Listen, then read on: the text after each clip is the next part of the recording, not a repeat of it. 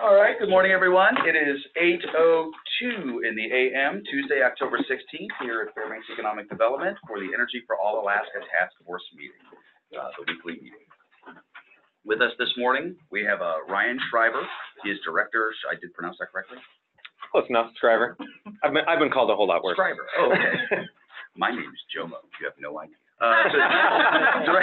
Director of Stand for Salmon, and Alyssa Quintyne. Quintyne. Interior Community Organizer for the Alaska Center, here to provide the members with a presentation on and arguments in support of Stand for Salmon, ballot measure 1, if I'm not mistaken. Ryan is Director of Stand for Salmon, an organization dedicated to ensuring Alaska salmon resources are able to continue to thrive for future generations. It says here that he and his wife do live in Anchorage, but you can go ahead and give a little more information about yourselves as part of the presentation if you wish. And Alyssa is the Interior Community Organizer for the Alaska Center and is working on the Yes for Salmon initiative. She lives in Fairbanks and has been involved with many organizations and movements throughout the city. Alyssa is excited to further both partnerships and conversations with different groups and industries to foster a diverse and equitable community. Also that. There we go. All right. And so I will go ahead and pass the system over. And do we have folks on the phone as well? Is there anyone online? Yes, Juliet Shepard's online. Juliet Shepard's online. She actually is one of our project managers, and often we'll have Nicole Stewart who will call in from PetroStar. Great. Okay. Now, if you'll excuse me, I'm going to go drop my daughter off at school. Totally understand. Sure. Well, thank you everyone for coming.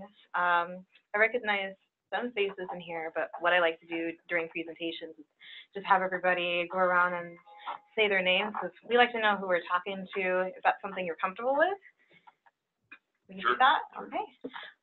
Let's start here, and we can sort of zigzag around the room. Like music. Let's fade. Lisa Barrett. Chad Hutchison. You want to zig this way first? Catherine Dodge. Roger Burgraff. I'm Ryan Schryver.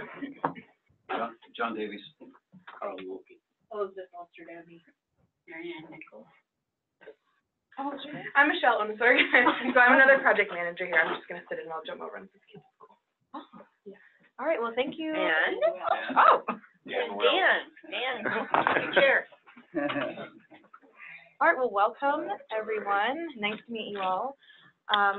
Like Jomo said, I'm Alyssa Quintyne, community organizer with the Alaska Center, and I work on Yes for Salmon, which is essentially a coalition of other nonprofit organizations all working on this initiative. This is Ryan Schryver. Yeah, I can take it from there. Yeah. Okay, so I am the director of Stand for Salmon. We are a nonprofit organization that was originally brought together about 5 years ago to focus on issues related to salmon habitat protection exclusively. At the time, it was people coming together from different backgrounds of different people who like to catch fish in different ways, whether they be commercial fishermen, sport fish, subsistence fish users, personal use. The coalition came together around the idea that we spend a lot of time fighting over who gets to catch the fish, who gets to kill them, who gets to catch them, who gets to keep them. And we spend a lot of time talking about how we can go about doing the catching and the killing and the processing. But without healthy habitat, there's no fish for anybody to fight over. And so the idea was that Stand for Salmon would focus specifically on salmon habitat issues, and we would save all of those other fights for a different room and different days, and focus on making sure that we had healthy salmon runs to return to. I want to just take one quick second here to start us off with a little bit of a video that talks about why we're doing the work that we're doing.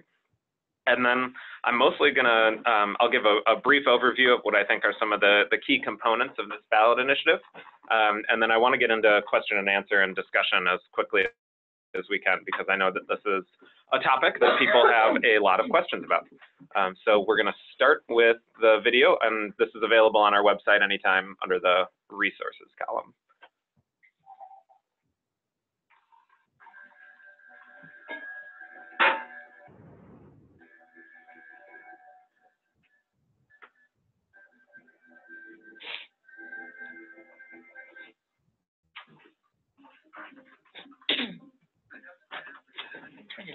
Yeah.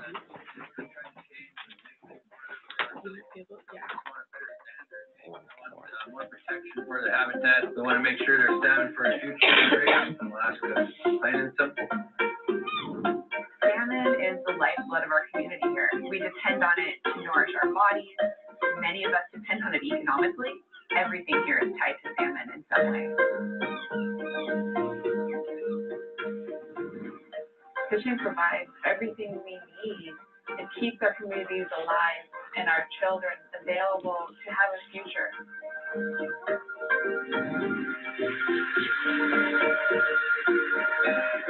People that come here, they come to Alaska to catch a salmon, catch a big salmon. But you know, as a sport fishing guy, if the fish aren't there, we're not making money. Food is expensive out here. Salmon's a big part of our diet. We're able to barter for other things that we need. It's the main way of life. We look forward to the salmon coming every spring. I've been a commercial fisherman since I was 9 years old. As soon as I turned 18, I bought my own permit and boat. We're like the start.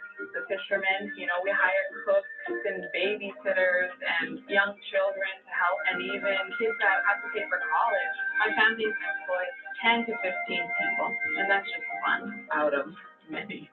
I've been fishing with my family since I was a little girl, and my husband and I now troll for salmon with our 2 kids. Growing up on a fishing boat made me really connected to my community, to our food source, to our natural environment, and that's what I want for my kids, to know where their food comes from, and also to know family fishing teaches good values to our kids. It's our culture. When we went to fish camp as a child, that's where you were taught your values. You were taught what was right or wrong at camp, what to do, when to do it. So it's a huge part of our life out here. As Alaskans, it's important that we get out and make our voices heard and stand up for these salmon. We can make sure that companies aren't coming in and ripping up all their habitat, because if we don't, it's going to be too late by the time we try to do something.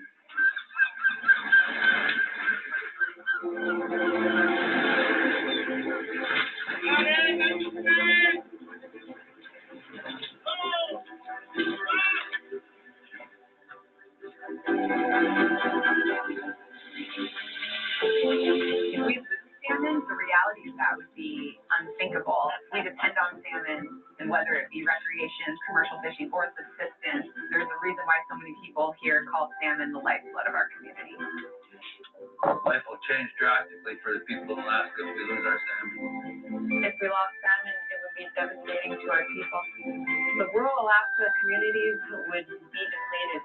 There would be nothing here because salmon is our culture, it's our economy, and it's our future. My name is Holly Wysocki, and I stand for salmon. I'm Christopher Tobias, and I stand for salmon. I'm Lexi Fish Hackett, and I stand for salmon. My name is Charlie Wright, and I stand for salmon. Communication. You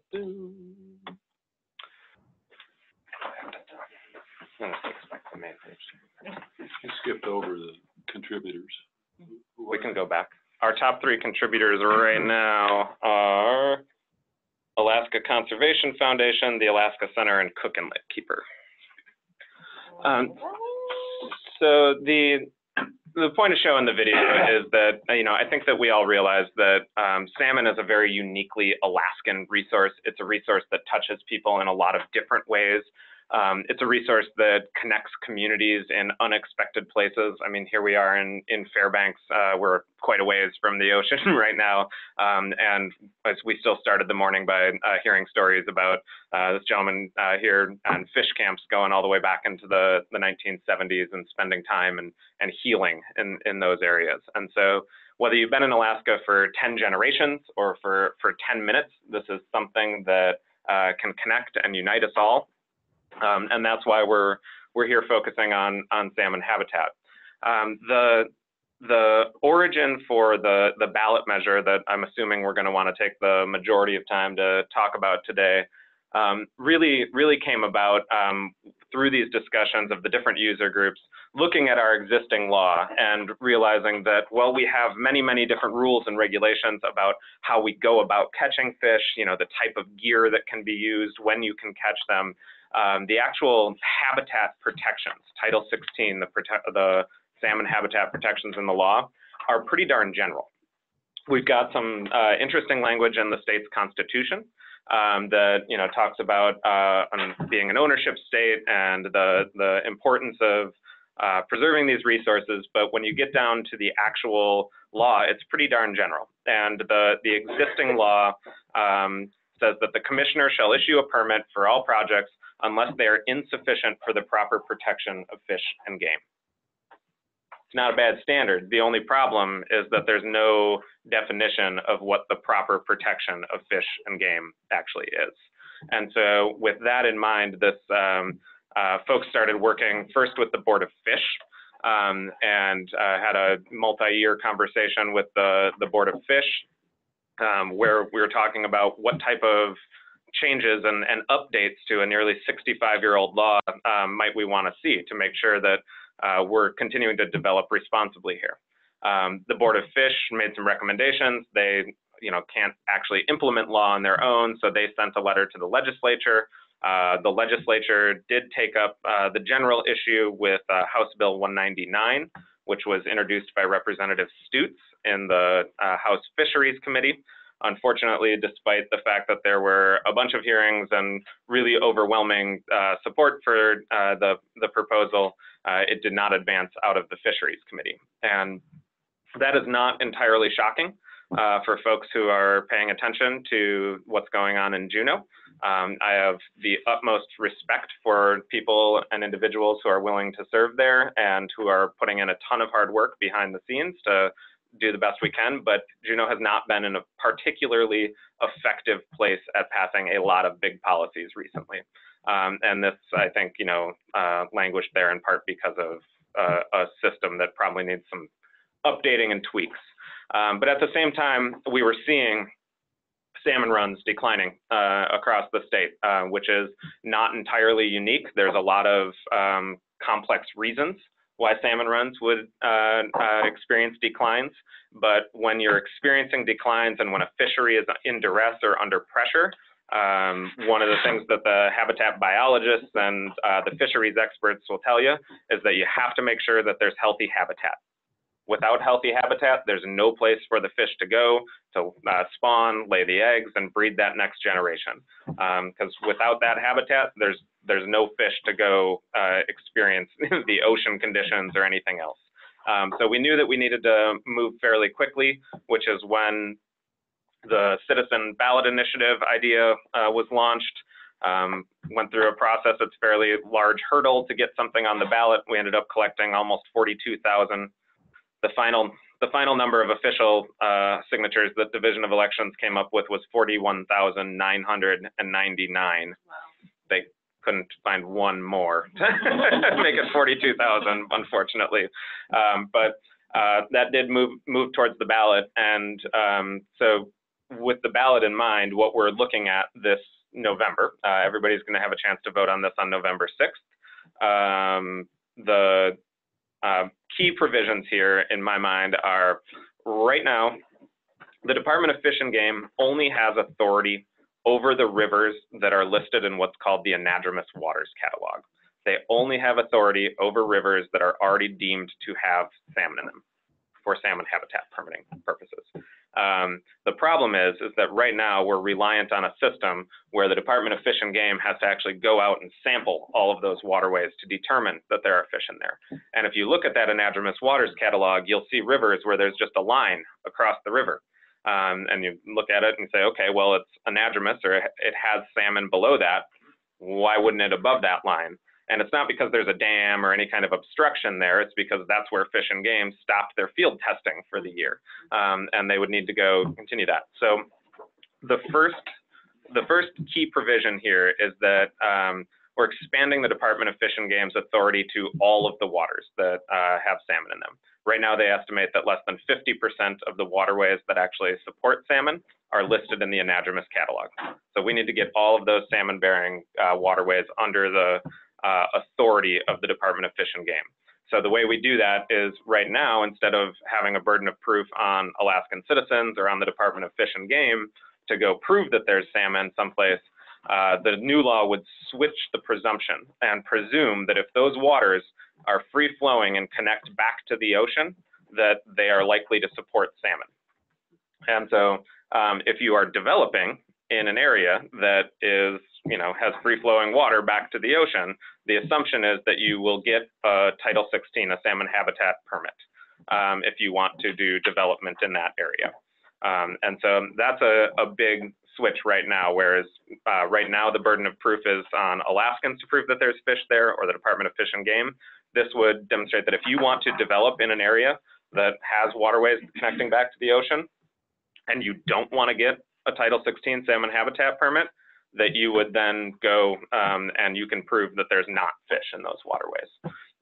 Ask just a clarifying question, which I think I know the answer, but others may not, which is when you speak of a waterway that's flowing and has a connection to the ocean, it doesn't need to be like a direct connection, say the Yukon River, but it could be one that flows to a waterway that flows to the ocean that then, just to clarify that. Headwaters, things like that, for sure. Another key provision is that right now, everybody is basically going through the same process to get a salmon habitat permit. If you're building a dock on a remote property in salmon habitat, you're going through what is essentially the same type of process as the proposed pebble mine. And that discrepancy in our mind is not efficient, and it's frankly not fair. We think we can be a lot more efficient with it. So the initiative then goes and sets about a process where if you're applying for a salmon habitat permit, the first thing that the Department of Fish and Game will do is decide whether your permit is on a minor permitting track or a major permitting track.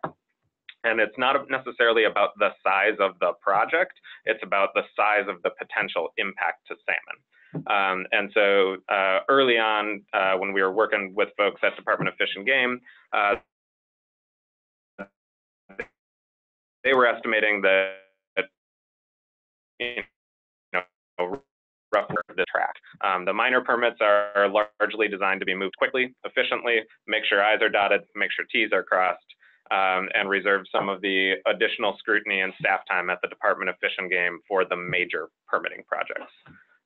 Major permitting projects are going to be like your big mines, particularly in salmon habitat. Well, if they're in salmon habitat, and those projects will go through additional scrutiny and get extra sets of eyes on them, as we think that they probably should. And one of the differences that will take place with the major permitting process is that there will be public notice and a public comment period. Right now, for fish habitat permitting, there is no public notice, there's no public comment period associated with it. So the major permitting track would bring Alaskans into the process. And that's one of the pieces that has me most excited. Right now, when we've had issues or want to protect our salmon, we've largely had to turn to the federal government. I don't like turning to the federal government for anything. I don't care if the president's last name is Obama or Clinton or Trump. I would much rather have Alaskans in control of the decision-making process. And that's what this is about making sure that we have a voice in the process, that we are at the table, because I think time has shown over and over and over again that if you're not at the table, you're on the table. And I want to make sure that Alaskans are making sure that we can keep this resource around for future generations. Because if we do this right, we can have our cake and eat it too. We can continue to develop our economy. We can continue to keep salmon resources here. And that can continue to be a part of who we are, part of our economy, part of our culture, and part of our future. So that's what we're trying to do here. I know that there's a lot of, I assume there's a lot of questions out there. There's been a $12 million campaign telling people to vote no on this. So I assume that folks might have questions about why we think this is a good idea.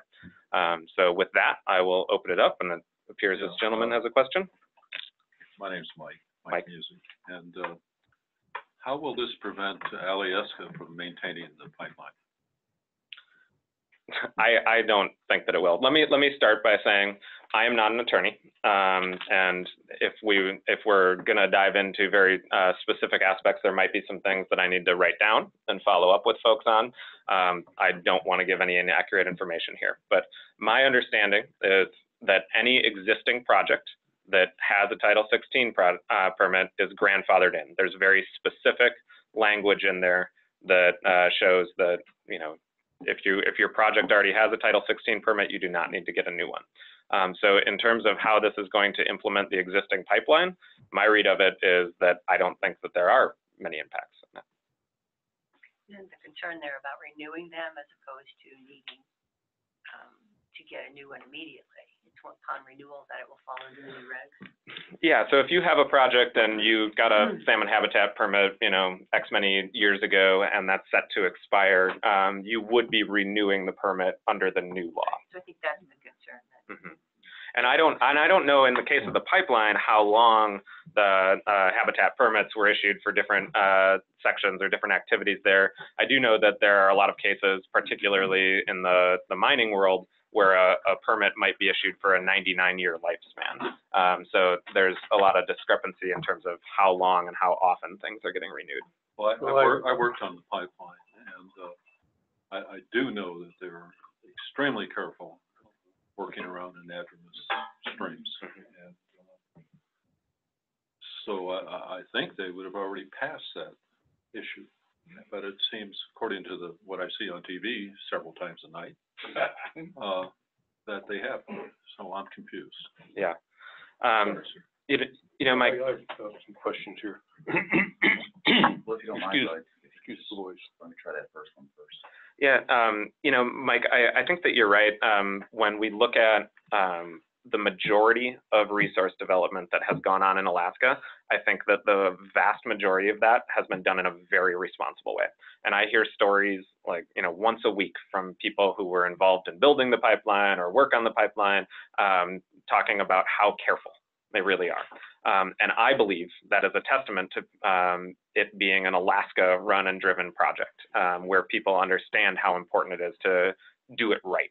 And there are countless examples of that going on out there. And so what we want to do is make sure that those projects that are being pursued responsibly and where people are being careful are rewarded and can get their permits and can move forward. But if there's a situation where people are not taking the time to do things right, that there's some scrutiny and authority there. Yeah, I've got some questions on habitat. How do you define habitat? Well, under the initiative, the definition of habitat, of salmon habitat that's in there is exactly the same as the definition of habitat that the Department of Fish and Game currently uses. I'm asking you, how do you define habitat? I'll just finish that thought. So the definition that's written in there is the exact same as it is now, and then it also includes the riparian buffer zones, which is the stream embankments and the edges of some of the rivers that we know are really important for salmon health. Have you included the ocean? Have you included blue water as well as the brown water? No, this would only apply to the fresh water. Why haven't you? Well, the scope of... I'm serious. Yeah, so that's habitat. It absolutely is habitat. The scope of what you can take on in a ballot initiative or with, you know, an existing law focused on the Department of Fish and Game's authority, we, had to limit it down to just the current anatomy. And you identify where habitat has changed to the extent that it has harmed fish runs? Yes, I think that there are a lot of examples across the state where we have not maintained healthy habitat and the impacts are very real. The Matanuska Burrow is a really good example where back in the 60s and 70s and even into the 80s, we weren't taking the time as we were expanding and building new roads there to make sure that all of the culverts had proper fish passage. So now the Matsu Burrow is spending millions and millions of dollars every year going back in and reinstalling culverts that do allow for fish passage. And I'm not saying that any one of those specific culverts caused the salmon runs to decline. But Chris Tobias, the gentleman that we saw in that video there, spent a lot more time sitting on the shoreline than he did guiding this year, because the Susitna River drainage was largely shut down to sport fishing and guiding this entire year. Why haven't you? If I may, Chad. Oh, I'm sorry. Wetlands. I'm still asking questions here. Okay. Bud can go first. I'll wait just a moment. Very good. Yeah. Okay. Well, yeah, I was just going to ask in regards to the same thing. Well, go ahead. I'll ask a question later. So I want to clarify, wetlands, how are they classified? Are those presumptively anadromous water bodies? That's a really good question, and one that is probably slightly above my pay grade. In terms of the definition of wetlands doesn't change in the ballot measure. My understanding is that if the water is connected and free flowing back to the streams that lead to the bigger rivers and get to the ocean, that it would be considered salmon habitat. Potentially salmon habitat. And again, just because something's salmon habitat doesn't mean that. Isn't it correct that it's presumptively salmon habitat? That's correct. First, and then you have to rebut the presumption, essentially. That's correct. So I was curious, could you talk to us about what the process is for the minor habitat permit? Or is that envisioned in the initiative, or is that regulatory later?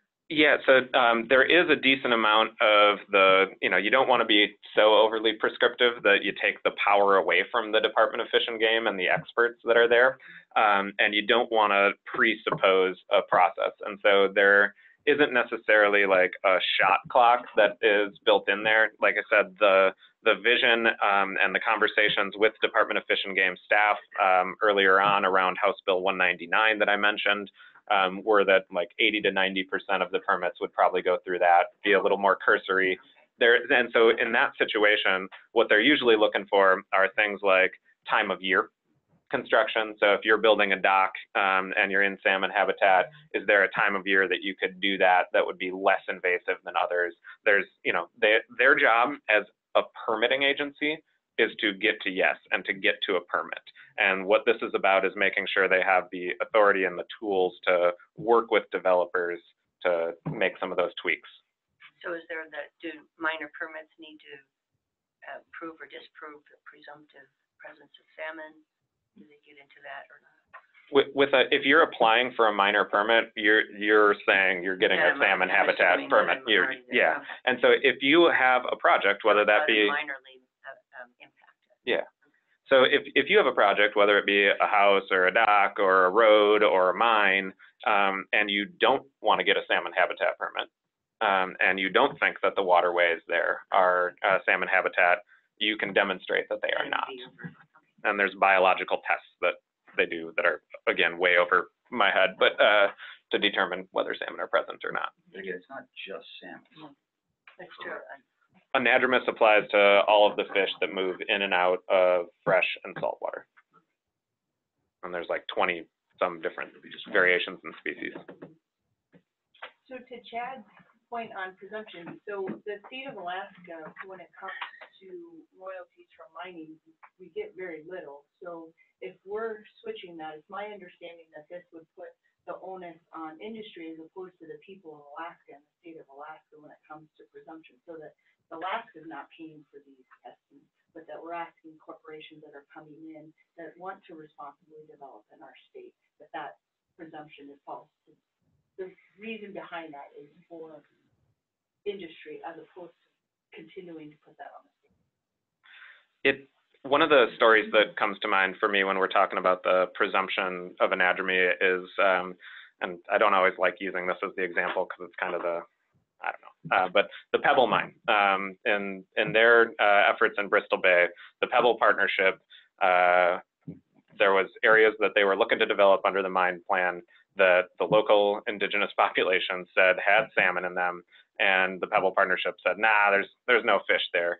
And it ended up costing the Bristol Bay Heritage Land Trust several $1 million to go out and prove that there were fish in places that, the local tribes had been fishing for millennia. And so the burden was on the local communities to go out and prove that. And I think that if you're proposing a project on the scale and the size of the Pebble Mine, that the burden of proof should actually be on the developer to say, no, there's no salmon there, and that's why this is okay. Thank you, I appreciate that. Oh, go ahead, yes. Yeah, there's, I'm sorry, John. We had a sustainability summit last Wednesday, and a person came to that and asked me a question. I didn't know the answer, so I just want to I'm going to pass the question on to you. So the question was, how does this affect agriculture? And would a person developing either a small personal garden up to a large, more commercial scale farm, how would there be impacts would they have to get permits under this law? I think that the simple answer is that yes. If they're developing in salmon habitat, you have to get the salmon habitat permit. Now, I'm trying to think through agriculture and farming activities, and there's some things that are clearly larger impacts that you probably don't want to have cattle grazing right up to the very edge of the river without a permit. I can't speak to the specifics of agriculture, but the substance of what's going on here is that if you're developing in and around salmon habitat, you need to get the permit. You keep referring to salmon this and salmon that. There's been actually a surplus of reds, been a surplus of chums. Really, the problem that we have is with kings, and the habitat in all the major waterways that produce kings has really not been affected over many years. So how do you rationalize, really, when you just say salmon, when we have species that we have a complete surplus? Matter of fact, there's never been better fishing in the last several years. And yet the kings, how do you account for the kings being the ones that really we have a problem with? Yeah, I think that when we're talking about salmon and these issues, that it's really easy to kind of stay at that higher level that I'm talking at there when, we do need to dive into the details. And, while some places have had really fantastic returns on reds, for example, or chums, Bristol Bay, for example, had an amazing year this year. I mean, there was a lot of fish caught in Bristol Bay this year. That was not the case in some places in Southeast, and that was not the case in the Mat-Su. So there are a lot of variations out there, and with the king runs in particular, I've talked to biologists and fisheries experts who talk about kings being one of the canaries in the coal mine, almost, that they're one of those indicator species that you're going to start seeing impacts earliest and fastest. And that's why the fisheries experts down on the Kenai got all freaked out when 10 years ago they started seeing the kings coming back progressively smaller, and the king runs starting to decline as, oh no, there's something going on here. And so I'm not here to say that this is the panacea that solves all of our salmon related problems. What I am here to say is what I've already said, which is when your fisheries are under stress, habitat is the most important piece of the equation. And if we don't get proactive about making sure we've got good habitat protections in place, I fear that Alaska is going to go the same way that the lower 48 did, where we saw the death by 1,000 paper cuts approach lead to the complete annihilation of a once profitable industry. Actually, I have a couple different comments. My voice is a little husky, sorry. And it actually what you just said sort of segues to what I was thinking, which is, and also, and maybe in response to a little bit of what Bud's saying, but that you don't want to wait until things are really bad to act. And it's complex. Being anadromous means you're dealing with large habitats over very large areas, fresh water as well as salt water, and the oceans may be impacted by climate change or lots of other things that could be affecting it, and we can't control and regulate every one of them as a state, that being proactive and not waiting until things get bad is, I think, a really important move, and to be looking towards the future as well. And habitat is critical, and it's not, and if I understand this correctly as it's written, it's not going to shut down development. It's just going to, perhaps it may slow some things down for larger operations, because some of things may take longer, like having to prove anadromy or disprove anadromy, I guess, with the presumption of anadromy. It's more of a, I was going to say proactive, it was another word I had in there, but it's, anyway, so that sort of speaking to that is that it is complex. And if we wait until we know the answers to why everything is doing what it's doing or not doing, it'll be too late, because we'll never know all of the answers, because it is very complex. And what may be affecting one run in one area may be completely different than what is affecting another run in another area. So I think by taking a proactive position and trying to alleviate potential impacts and mitigate them before they happen is a really positive move, and looking again in towards the future. And the other comment I had, and I may be completely wrong in this, but with regarding Alyssa and current permits, that if they do need to renew the permits, and if they've had the permits and have done the adequately, it is a known anadromous stream and has been properly mitigated to enable passage and mitigate habitat impacts, I would think that being able to get permits under the new system would be fairly straightforward, because many of the steps that would be required have already been taken. But I may be, without knowing some of the details, I may be wrong. I just have one follow-up comment on that, and then I know gentleman's got a question he's been waiting to ask here. But when we were talking about Alyssa earlier, one of the things that I didn't talk about, because the coffee hadn't gotten into my brain yet, was that under the new law, the commissioner and the Department of Fish and Game will still have the authority to issue what's called a general habitat permit as well. And so these are things that they might issue for like areas where people hunt and fish, and they would issue a general habitat permit for that area, so that you don't have to go and get a permit for, riding ATVs consistently through rivers or something. And so my understanding is that the commissioner could create general permit areas for like maintenance of existing projects and stuff like that as well. So in the interior, military construction is a big thing right now. It's on base, it's off base, and a lot of it is occurring on areas that would probably be presumed wetlands. There's permafrost. There's a federal case right now that talks about how permafrost is being interpreted as wetlands. Is there a carve out for military construction when it comes to the permitting process? It sounds like some major development projects may be delayed, or at least that's the presumption. Is there an exception for military construction projects, however, where we can't have those sorts of delays? Yeah, there's not anything written into the initiative language that's a specific exemption for military construction. So you'd have the same interplay of federal and state agencies that you'd have under the. And I was thinking mostly off base and off post. There's a lot of residential housing that's being built around North Pole, things like that. That's where the effect may occur. Or you're building roads or infrastructure that have to get into the house, like the back gate, things like that. Sure.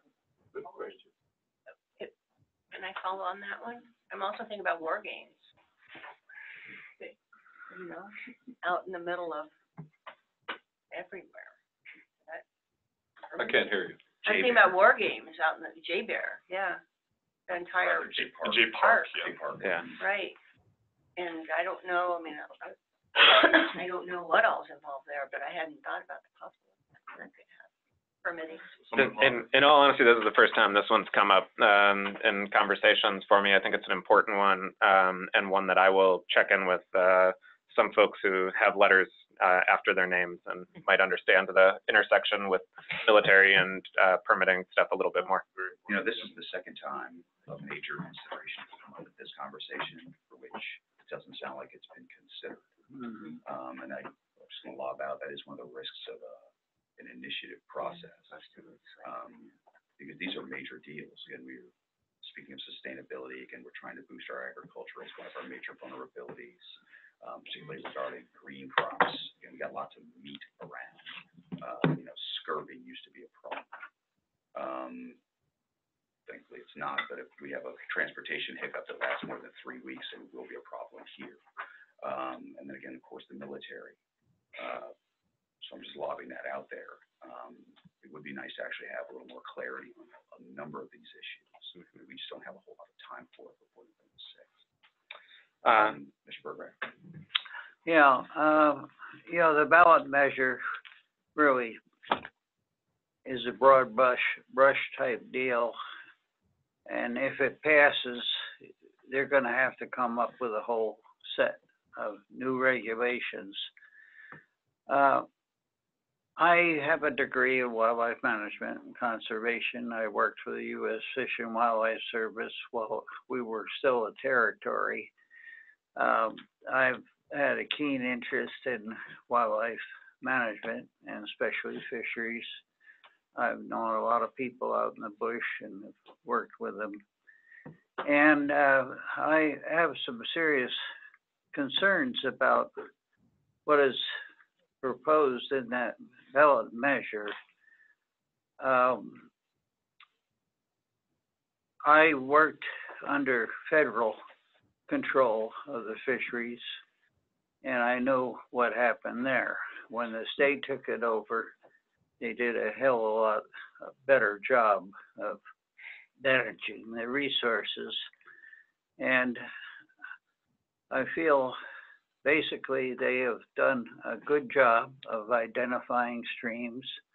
I've had problems with streams being called anadromous where there are no salmon because they're waterfalls where the salmon cannot get up. And I had a big hassle with BLM on that because they called it an anadromous stream. Well, maybe downstream, about 10 miles or so, there were spawning, areas. But, the present regulations do not allow spoiling, the environment as far as, the fisheries. We in Alaska are very concerned about our fish, and I agree. But we have to be careful that we don't kill the goose that lays the golden egg. I mean, the salmon are important, and efforts are being made to protect the escapement and spawning grounds. And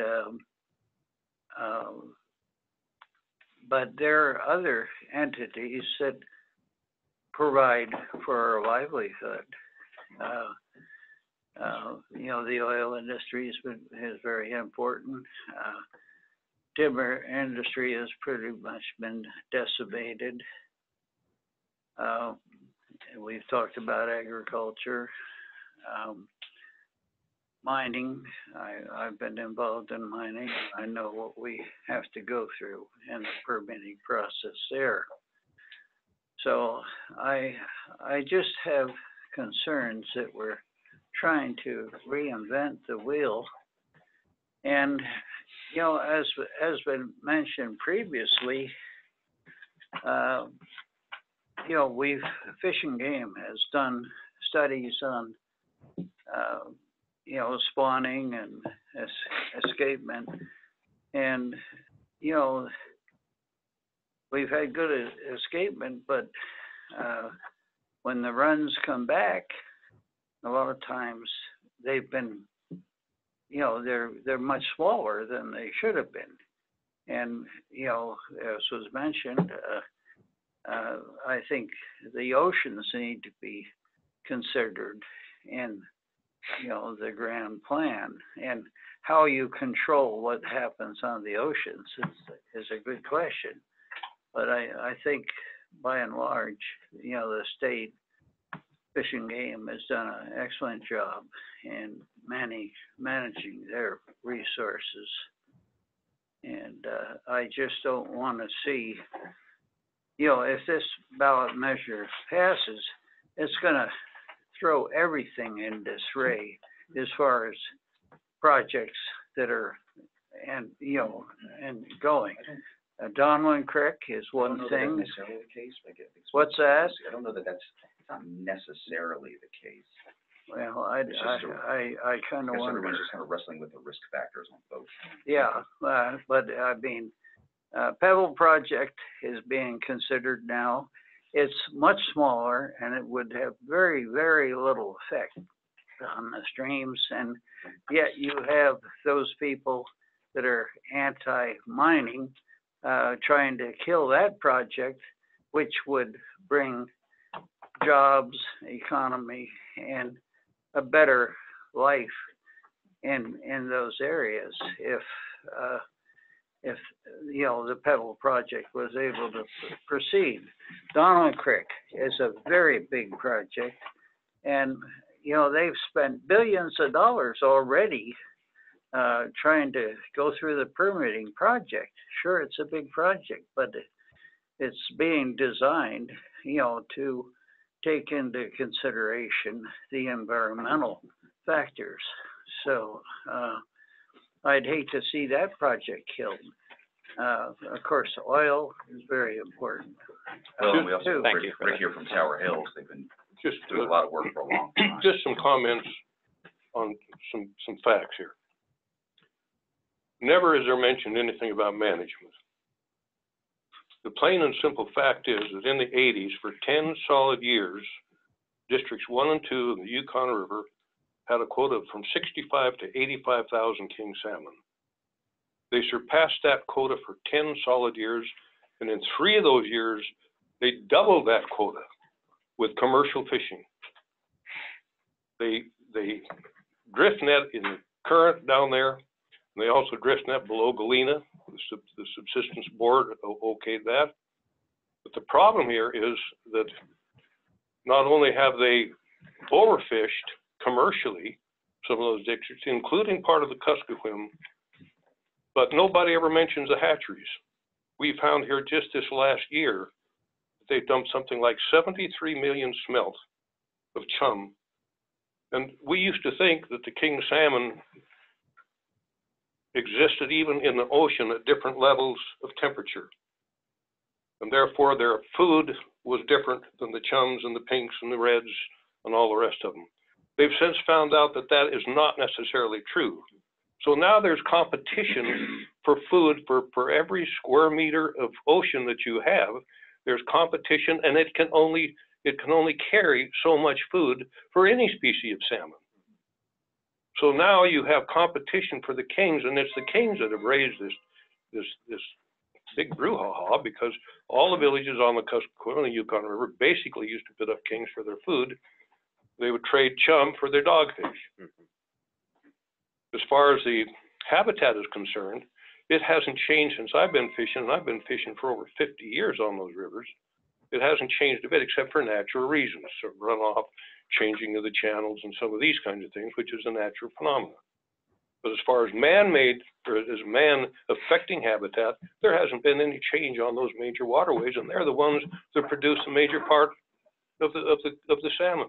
But we're really talking king salmon here. This is because of the popularity of fishing in the Kenai River and these kinds of things.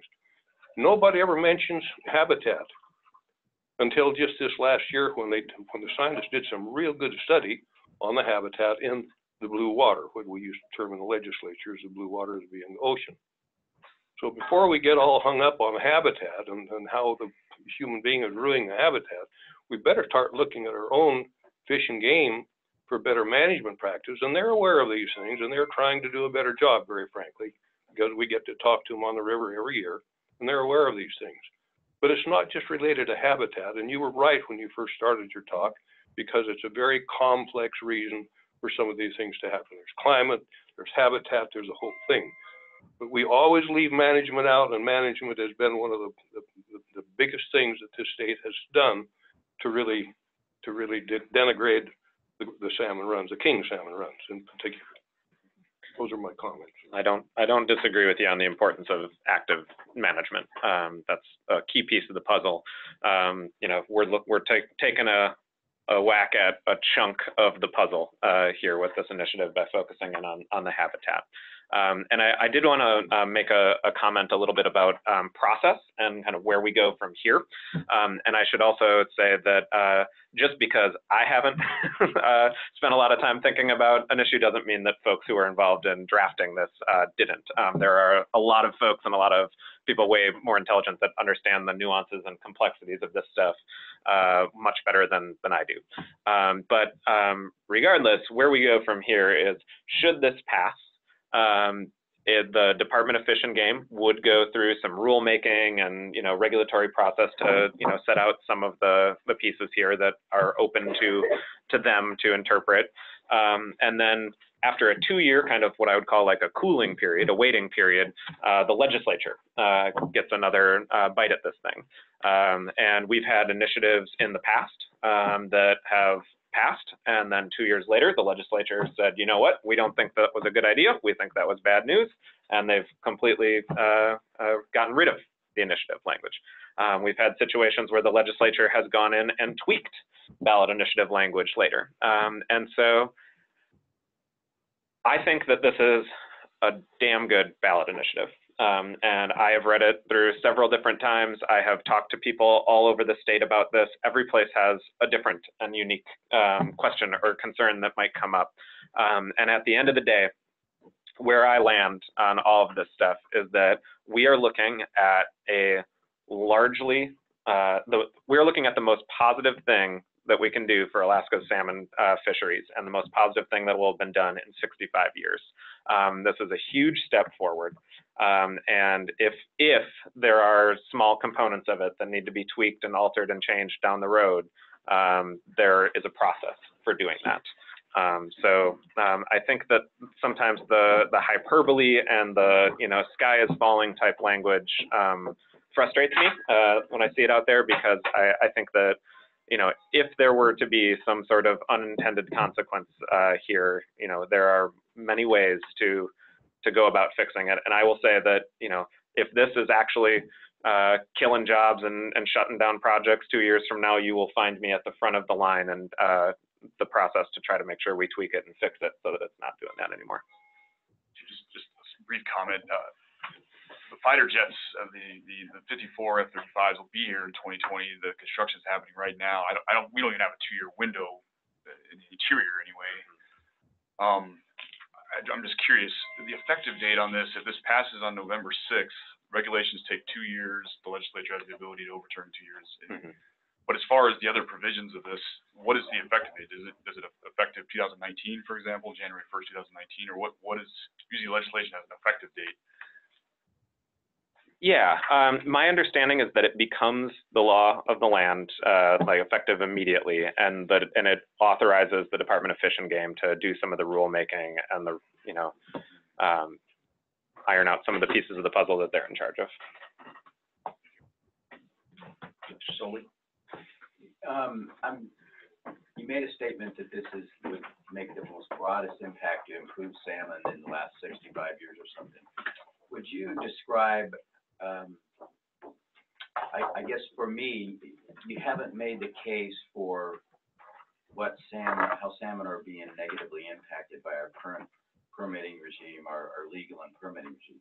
You haven't told me, here's where salmon have died. You gave an anecdotal incident down in Bristol Bay. So I'm struggling with any scientific data that you have that you presented.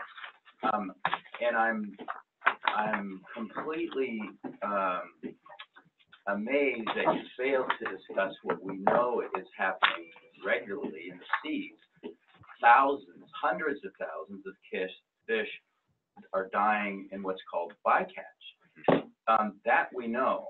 So can you just discuss what seems to me to be such an inconsistency in rational thinking when you haven't presented any data that shows there's fish dying in our streams, and yet we know there's fish dying in the ocean, and you've got a active, energetic group that wants to change our regulatory system, maybe there would be an effort to do something where we know it could make a difference. I guess just because you still have no data that you've showed me.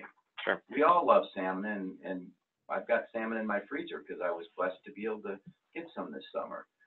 So where's your data, and how come you're not talking about what we know is huge? Yeah. The bycatch thing is huge, and there are many huge issues facing Alaska's salmon, whether that be bycatch, climate change, ocean acidification, competition between natural and not stocked hatcheries. Thank you. There's a lot going on there. And so, again, I come back to the fact that we know when there's a lot of pressure and stress on a salmon population, the most important thing is to make sure they've got that healthy habitat. Now, in terms of an example where we have not managed the habitat very well, I talked earlier about the Matanuska-Susitna burrow, and there's a lot of road development in particular there where they did not do a good job of putting fish culverts in and making sure there was proper fish passage, and that is definitely part of the equation for the declines that we are seeing in the Mat-Su. And the Mat-Su is now spending millions of dollars restoring those culverts, and part of the problem there was that the Department of Fish and Game didn't really have the teeth behind them to really enforce some of the best practices that are out there. We don't have science-based standards in place, and so what we have is one administration can choose to interpret the law very different than the next administration. We have 3 different people running, 3 different mainstream candidates running for governor right now. And I can tell you that the way that the Commissioner of Fish and Game will interpret the open and kind of vague laws right now would change and be different for each one of those gubernatorial candidates. So what's that? Or could be. And so we've seen that switch over time, and I think the Mat-Su is like the prime example. There's other examples on the Quintyne there. Okay, yeah, so I see a hand up. just so I leave with the correct understanding. The Mat-Su is your case number 1, and you don't have any data for today. Your data would be from previous years, previous administrative regulatory policies. It's not, the current policy wouldn't allow that, but we've done it in the past, so that's you want to change the legal structure so that you couldn't. I think that we have a lot of situations where we can look at the paper cuts, which is really what the story of the Mat-Su and the Kenai is that, the death by 1,000 paper cuts thing. We've been really lucky that Alaska's been a relatively small population. The growth that we have had has not, completely decimated salmon returns. We're lucky, but the lesson to be learned from the lower 48 is that those paper cuts do add up, and you can get the death by 1,000 paper cuts. And so there is an element of this that is proactive. And I think that that's challenging sometimes for people. Laws are often made in response to a disaster, but I don't want to wait for a disaster. I think that it's really important that we be proactive here. Avoiding disaster. I'd like to bring it home. You asked for examples, I think, of private conservation between interior land trusts with the culvert that went in on Chena Pump. I think Fairbanksons would be surprised to know that the Salcha and Chena River are the most important spawning grounds for the Yukon River kings. So right here in Fairbanks, we have habitat, and we saw the business front community all the way from Ramrock all the way down to downtown do these phenomenal habitat rehabilitation with the spruce that went in, with the restructuring of the riverbeds, with the culverts that are going in, so that our local rivers are supporting the king salmon habitat that Mr. Fate so eloquently spoke about earlier on Yukon River. And I think that that's one example of maybe in Fairbanks we're not thinking of salmon or how salmon streams or local habitat can impact maybe a larger fishery outside of Fairbanks. But I think that that's a phenomenal example of what making sure that habitat is protected could look like. And we all maybe were inconvenienced by that culvert going in on Chena Pump. I live on the west side of Fairbanks, and it's hard to get my goodies at Justice for this summer, but I'll take that inconvenience for that's a phenomenal project. And that was privately led with the Interior Land Trust, and then the Fish and Wildlife Service got involved later on. But wouldn't it be great if that habitat wasn't coming from private donations from me and you going into the Interior Land Trust? And if that habitat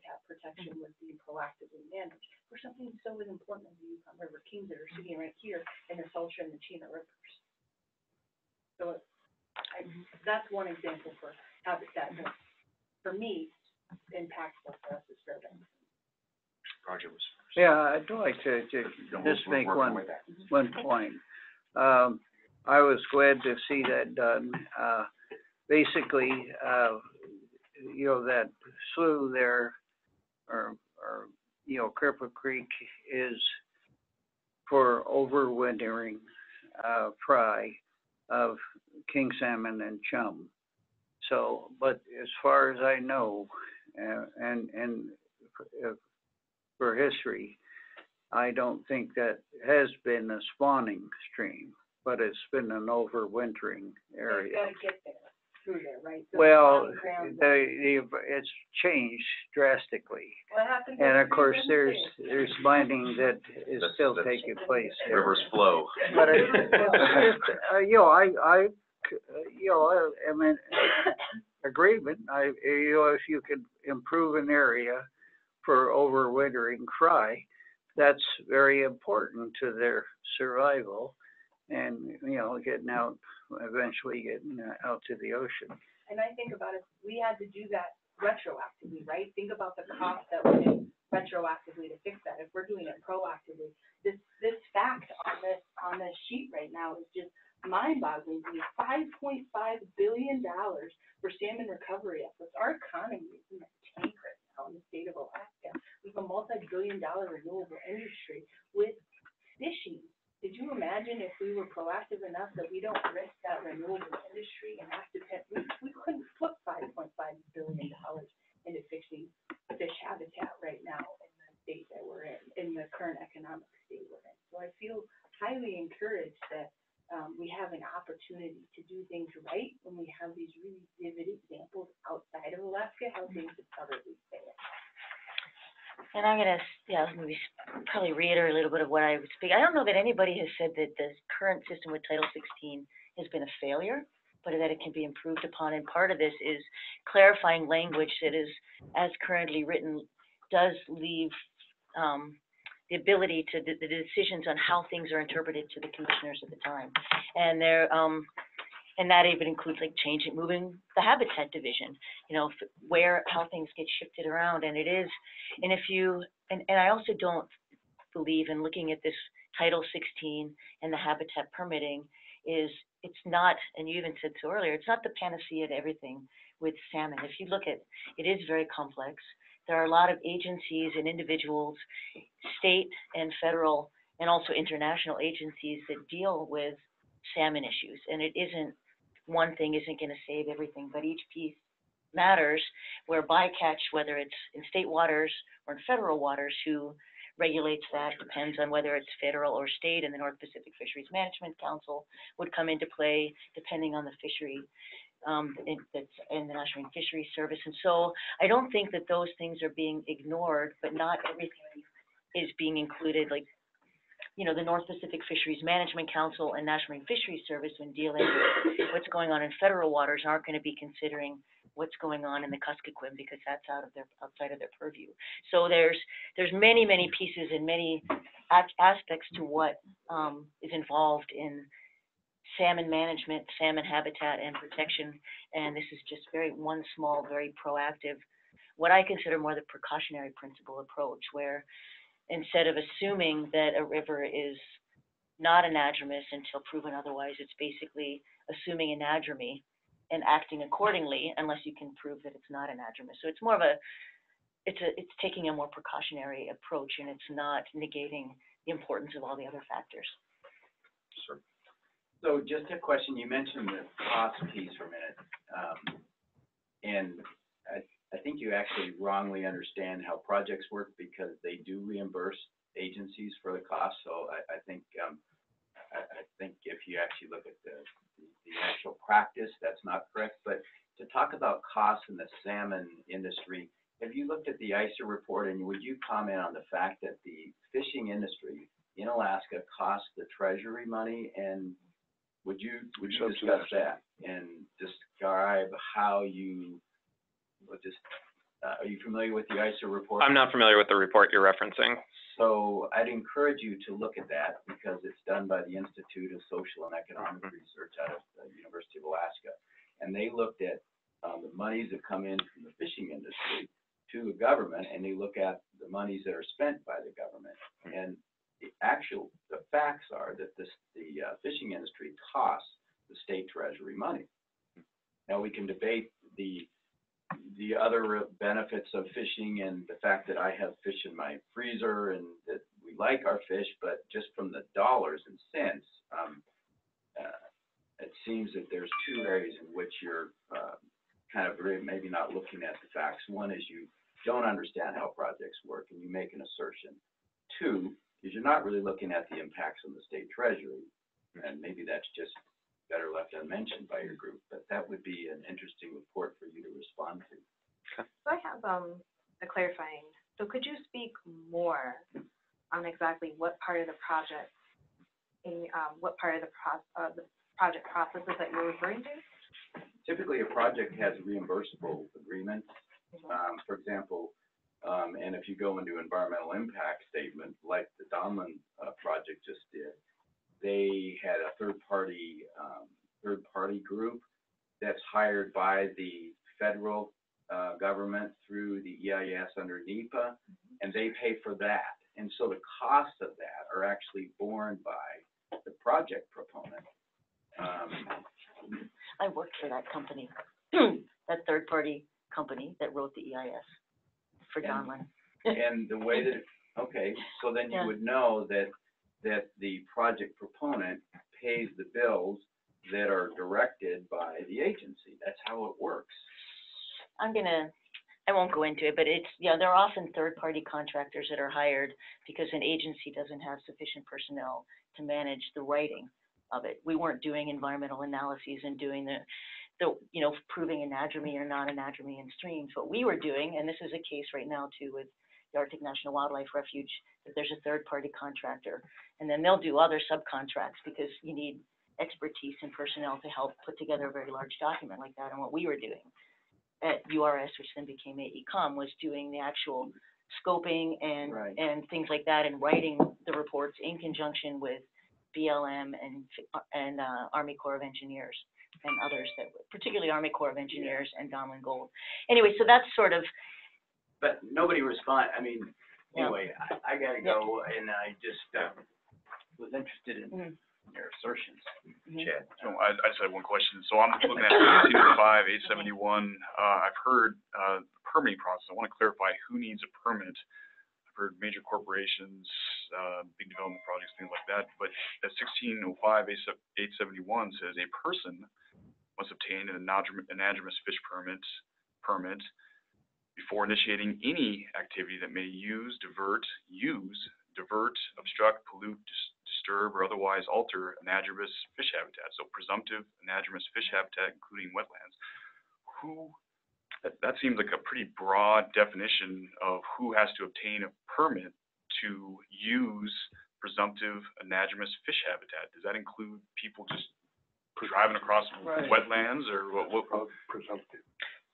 It does apply to individuals. And so if you are, building a dock as the example that our opponents often talk about in anadromous fishing, you as an individual would get the permit, just as you do right now.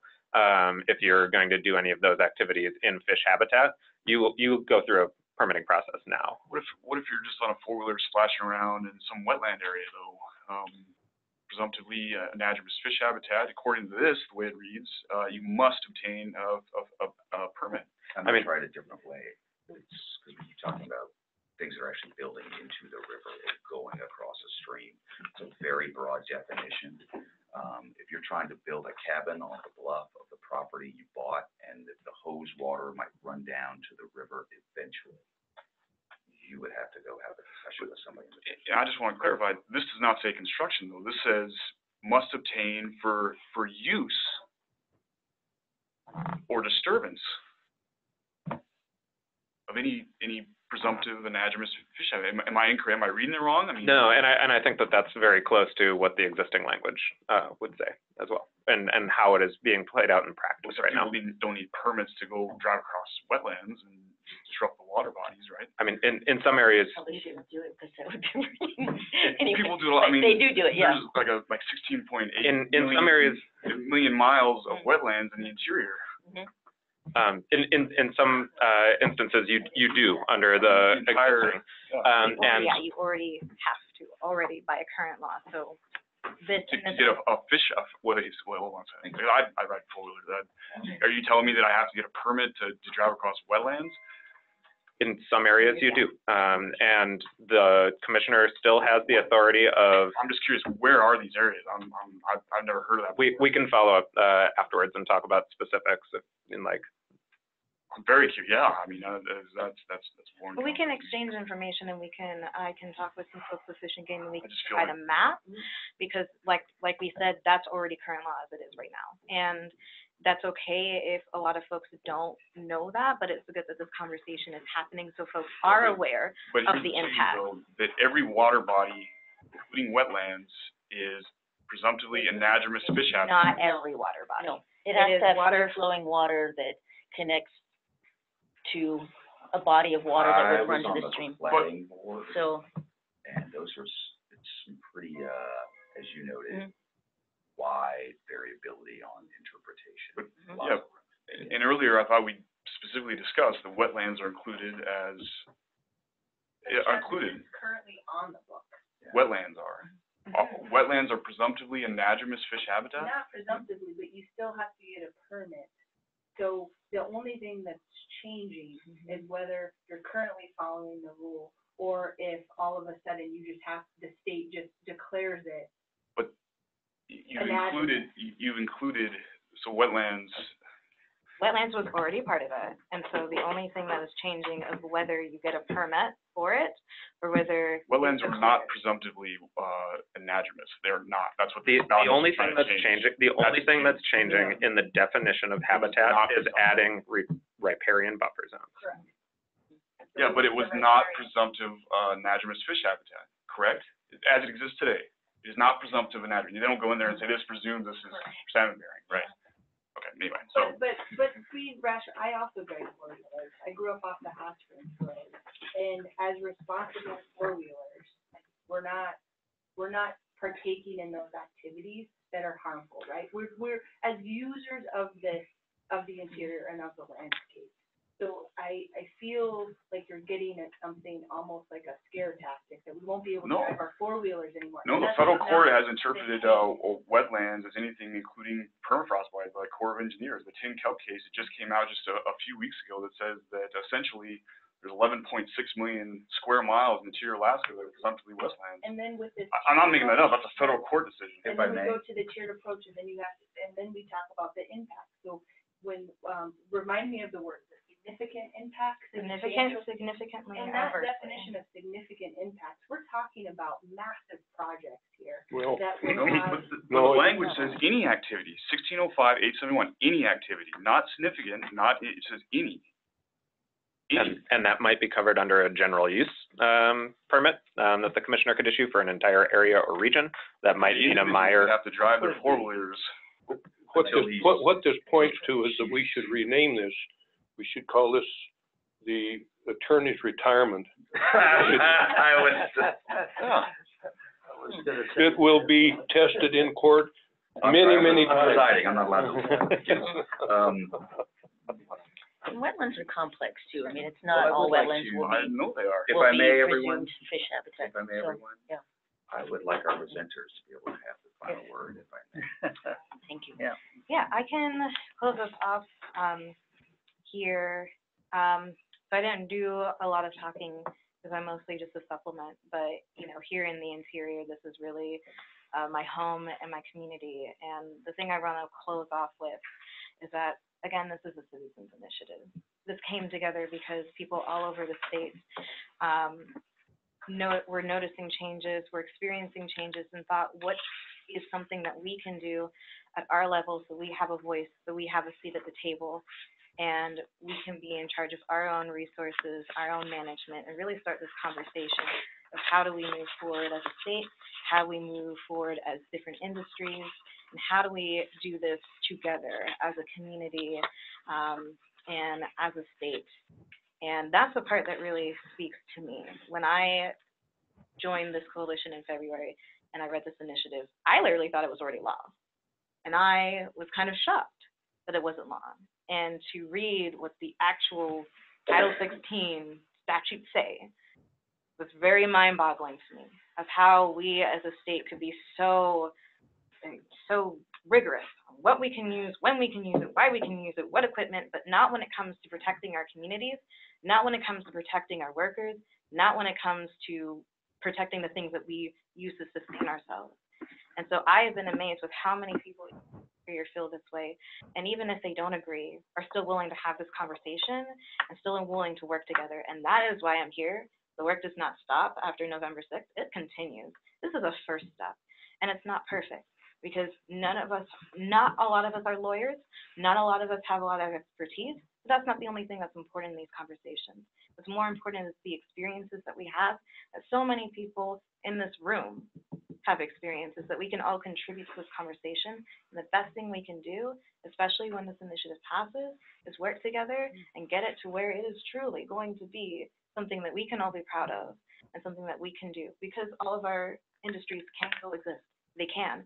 I know they can, and I see it, and we just have to start that conversation, because everything's impossible until you do it. Everything's a risk until you take it. I really do appreciate that punchline. That we have vast resources, we have vast needs as a state. And it's going to take a lot of development for all of those things. And in a way, fishing is a kind of development in use, and finding a way to properly balance those things so that all of those things can coexist and move forward, but in a way that protects them all, allows them to move forward, but protects them all too, for future generations. We talk a lot about that here. Well, thank you very much. Really appreciate it. For everyone, again, this will be posted as always. We do have a YouTube page, and so I'll give you the link if you all want to link to it. We do have a meeting next week. Next week we're going to have the counter argument. So if you want to come listen in, you might as well. I guess if I only have one gripe, because I just went through we just went through as a community a ballot measure process that has had some interesting results when, frankly, in my view, I've always wondered what would happen if you had zealots on two ends come together in agreement on something. The hope would be that it would be good public policy falling in the middle. That's not actually what we got. It was the worst of both worlds, it was the worst world, fulfilling the mutual desires of awkwardly opposing zealots. But here we are. So however this goes down, what I believe, and I will send this along with you, because you're the proponents of this. I will send it along with Kara, with Ayoga, because she's the proponent of the other side. I know that best public policy happens not in a world of sound bites and hyperbole, but of deep thought discussion. That's where the best public policy comes from. And so I only hope that I just would encourage as we move forward that we do a lot less shouting and a little bit more quiet thought and discussion. Thank you. Thanks.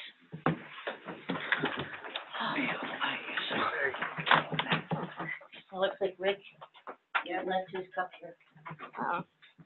Oh, good. I get to wash Rick's cup again. I think he does it on purpose now. Well, maybe you should stop washing it. No, I washed the dishes. Did you want one of these? Thank you.